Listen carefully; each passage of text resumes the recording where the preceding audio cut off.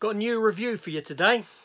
That being for the 4K release of Superman 2. Specifically, Superman 2, the Richard Donner cut.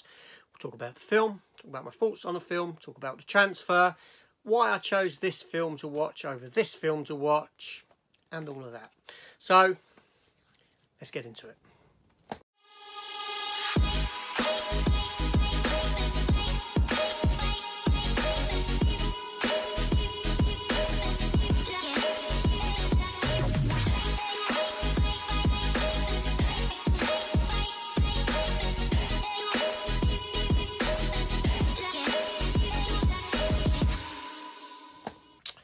So welcome back to the channel, everyone, and welcome to this here movie review. So, yes, so Superman 2, the Richard Donner cut.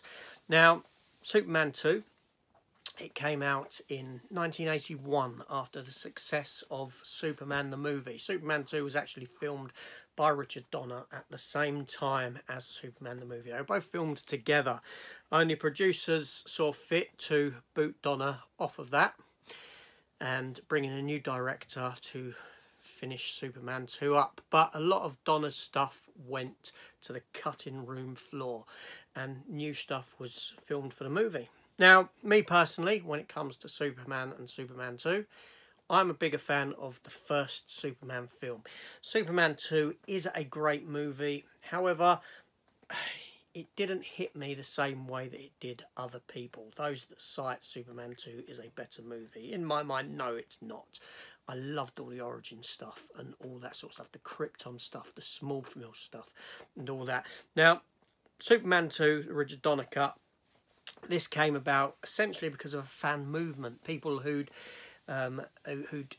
messaged Warner Brothers who wanted this to happen. And in 2004, when Marlon Brando passed away, his family gave permission for Warner Brothers to use archival footage of him, and thus they could now do the Superman 2 director's cut, the Richard Donner cut, and we saw it released in 2006 on DVD and the like.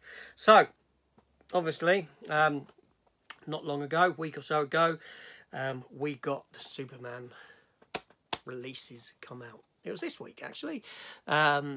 Yes, now I've got Superman 2 and Superman 3 in 4K. I will get Superman 4 in 4K, and I have the other release of Superman the movie in 4K, the first one that was done, which is the same as what you've had reissued in the box set and that sort of thing. And that wasn't the best of transfers. So do we go into this with a bit of trepidation? Yeah, we do. So like I said, I've chosen to watch Superman 2, the Richard Donner cut. There's a reason for that, because it is my favourite cut of the movie. And last night whilst watching it, and I haven't watched it for some time, I came to remember why. There's so much heart and emotion in this version of the film.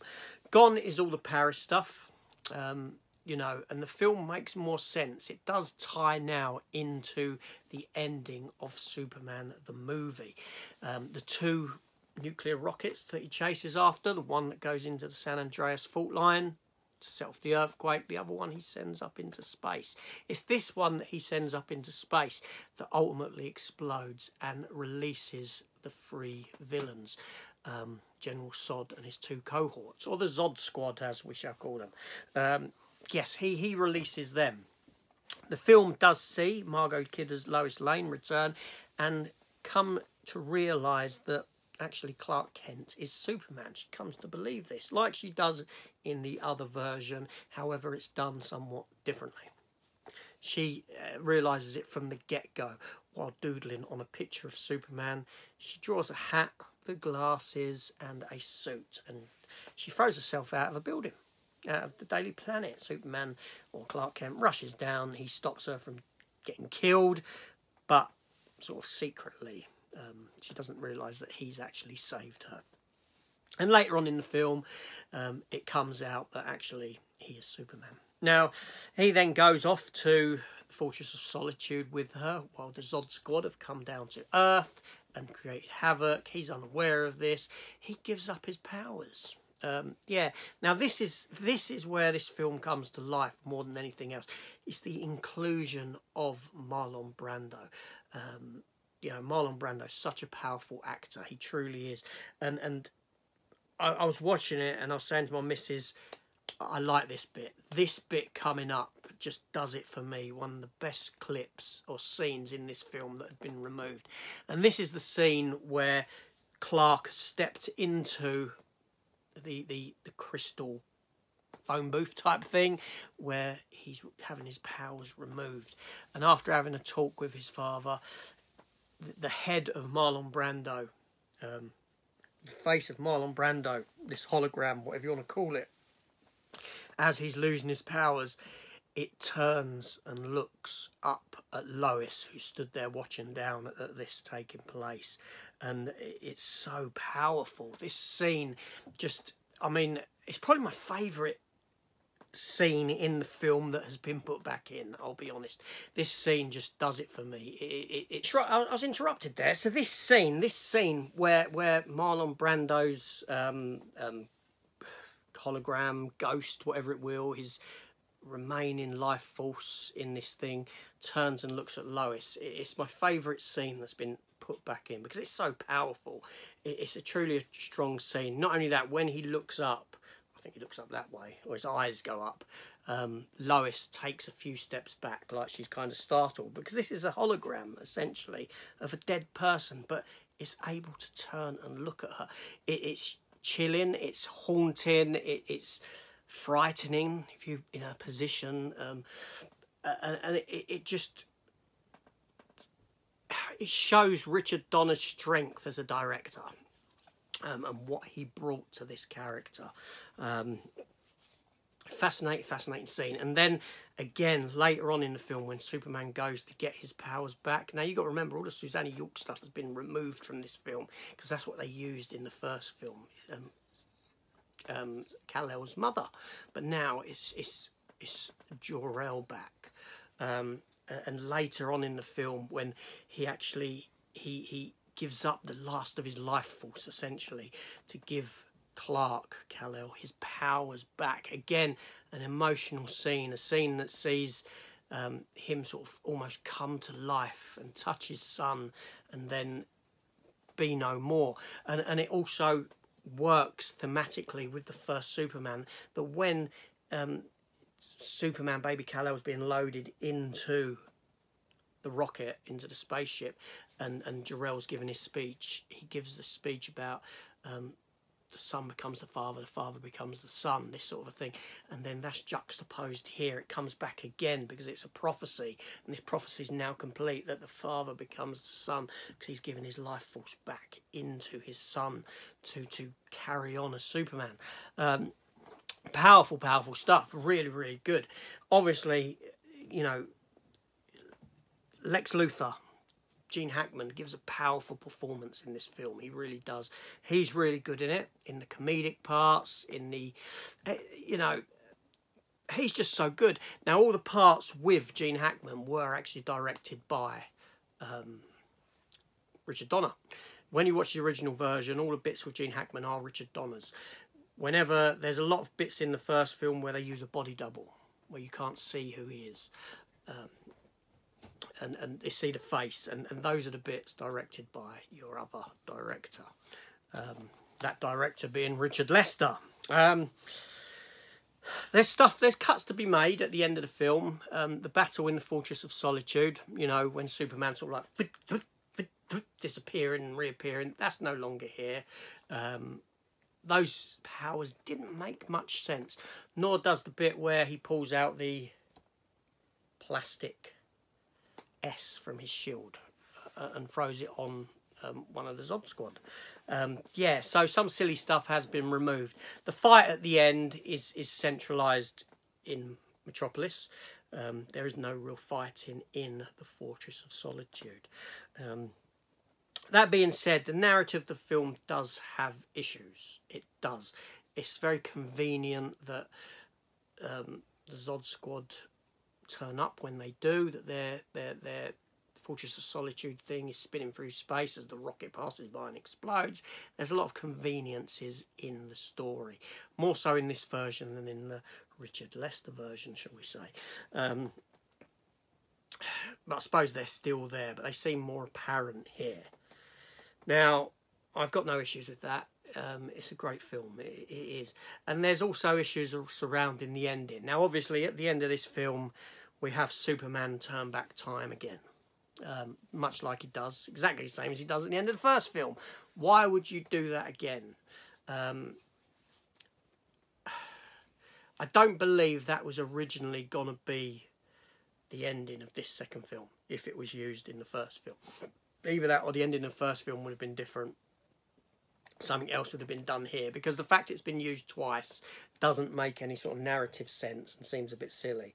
And then it does pose lots of time travel related questions, because with this, Superman now puts Zod and his crew back into the Phantom Zone. So does this mean that Jor-El is now alive? Or, you know, that he hasn't given up his life force for Superman, that his hologram is still in existence? See what I mean? These sort of things. And then this film does end with Superman going back to the canteen where he got beaten up by that bully guy, and you know, sort of gets his own back on him. Would that have happened if he had turned back time? See what I'm saying? There's these questions. But as a film, it's a fantastic film. It's my better edition. It's my favourite edition of the two Superman films. It does run shorter, a bit tighter paced, and that's good. But, you know, and obviously I know that there are scenes where they've had to use test footage and things like this, and had to use a double for Christopher Reeve to fill a blank in. I can let that go. Christopher Reeve going from more muscly to slim, glasses changing, hair changing, because they've had to use test footage. I can let that stuff go. It's a far superior film, narratively speaking, thematically linked with the first film, than what the original first one is. And it's really good. Now, as for the 4K transfer, now this release here, obviously it came at us a week ago. The Superman 2, the original cut, runs at 127 minutes. This one runs at 116. So, about 11 minutes shorter. It's got Dolby Atmos on it. DTS HD Master Audio. Ultra HD Premium. Yeah. All that stuff. How does it look? How does it look? Because obviously the first film had its issues. Okay, so I'm glad to say that this version of Superman 2, the Donner cut, looks fantastic in 4K. The colours are there, the vibrancy of the colours, Superman's cloak, Superman's blues on his costume, it all looks really good. The blacks are really deep and nice, because you've got a lot of space stuff in this, obviously when they're on the moon, things like that. That moon scene does get to me, I will say. The moon scene does get to me. It does. I feel so sorry for those astronauts, and I always have from a little kid. They're out there in space. They've got no help. They've got no one to call to for help, and it just seems so cruel of Zod and his people and the way they act towards them, what they do to them. But I love it. But anyway, yeah. So I got sidetracked. The Donner cut, it looks fantastic. It looks fantastic. It sounds fantastic. Now, I'm only playing for a sound bar. I'm not playing for anything else. But the film looks better than what it ever did. Now, honestly speaking, they didn't have to put this to 4K. They could have just done the original one. They could have done that and just included that in there as a Blu-ray, standard Blu-ray again. But they didn't. They've done both. They've done both. And it looks fantastic. Seriously, it does. When it first opened with Krypton, I thought, okay, I'm not sure about the transfer here. There are these sort of lines down the screen that you can see. But once that's initially out of the way and you get into the picture, you get away from that. And this is just a few seconds at the beginning. You've got that picture there. You've got the quality of picture. You've got the depth in the blacks. You've got the depth in the colours, the vibrancy jumping out of the screen. It's never looked so good. So this is a winner for me. This really is, this edition, and I loved my revisit of the Donner cut. It's been some time, been a good few years. I've got Superman 3 to do as well. I'm going to watch Superman 3 in 4K, and you know, I'll give you my review and thoughts on that film. And I will pick up Superman 4. I will. I know it's a bad film. And I know there's another version of it out there that's never been released with the additional scenes that you can see online, the scenes that are in the movie adaptation comic book. I would love to see. I really would. But, you know, Christopher Reeve is Superman. This guy is the best Superman, hands down. Reason being, because of the transition, the differences in character that he makes between Clark Kent and Superman. No other actor has done that to the degree that Christopher Reeve does. The change in appearance, the change in stance, it's fantastic. He can do it in one scene. He can just do it from one to another, and it's shown here in certain scenes within this film. You know, the one where I think Superman, is it Superman 3, where he runs through the alley, runs down the back alley, pulls out and then flies off. He goes from Clark Kent running down that alley, and in transition, as he opens that shirt up and it transforms to him being in the full suit, transitions to him being in the full suit. You see that there in that film. Just fantastic. Reeve was the best. Reeve was the best. There's no denying that. And if you think otherwise, I will say you're wrong. Anyway, that's it for Superman 2, the Richard Donner cut. Well worth picking up. I suppose, you know, whichever one's your favourite. I'm guessing the job they've done on this one isn't as good as the job they've done on this one. But honestly, that's the one for me, the Donner cut. This is AJ. Thank you for watching, and I shall see you all later.